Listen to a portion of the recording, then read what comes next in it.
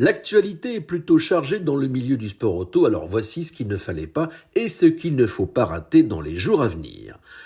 Tout d'abord, on parle des 24 heures du Mans à l'occasion du 250e anniversaire de l'indépendance des États-Unis ce 4 juillet. L'écurie Ford Racing a publié une courte vidéo sur ses réseaux sociaux et on y entend pour la première fois le son du moteur de son hypercar, un V8 atmosphérique de 5 litres 4 qui tourne au ralenti.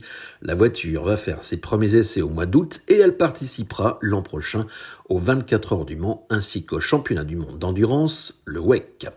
Le Mans, toujours avec ses précisions de Hyundai, le constructeur indique qu'il a fait appel à un camion à hydrogène pour transporter la logistique qui concernait l'écurie Genesis Magma Racing pendant les 24 heures.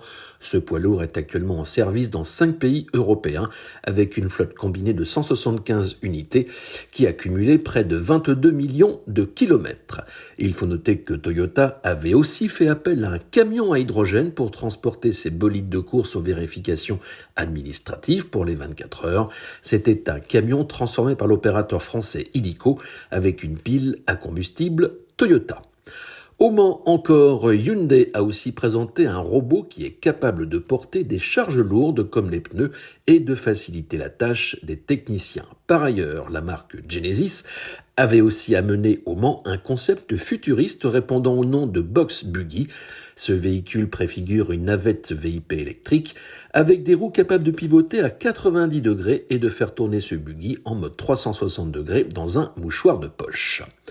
On part pour Goodwood en Angleterre. La semaine prochaine, le festival de vitesse va accueillir plusieurs constructeurs. On y verra par exemple Honda et Toyota. Le premier va y présenter un concept de son coupé Prélude revu par Honda Racing. Il y aura aussi une citadine électrique avec un mode boost, la Super N et une moto électrique. Pour sa part, Toyota viendra avec la voiture victorieuse des 24 heures du Mans. Il sera là aussi avec les GR-GT et GR-GT3 à moteur hybride et surtout la concept LFA de Lexus en mode 100% électrique. Pour sa part, Alpine fera le show avec le premier roulage public de la toute nouvelle A110 électrique. Ce nouveau modèle sera dévoilé sous la forme d'un mulet. C'est un reveal très attendu de la part des fans de la marque. La marque sportive de Renault promet une vraie voiture de sport. Ce même festival de Goodwood sera également l'occasion de faire rouler pour la première fois au Royaume-Uni la Formule E de génération 4, un bolide électrique de 800 chevaux avec 4 roues motrices. C'est le Britannique Dan Ticktum, pilote de l'écurie Cupra, qui fera la démo. Et puis toujours en mode électrique, un nom du sport auto fera son retour. Il s'agit de McMurtry. La société va dévoiler la version de série d'une GT électrique qui accélère de 0 à 100 km/h en 1 seconde 5 et qui file à plus de 300 km/h. Une voiture très high-tech à plus d'1 million d'euros. Le projet implique Thomas Yates, un ingénieur de F1 passé par Mercedes.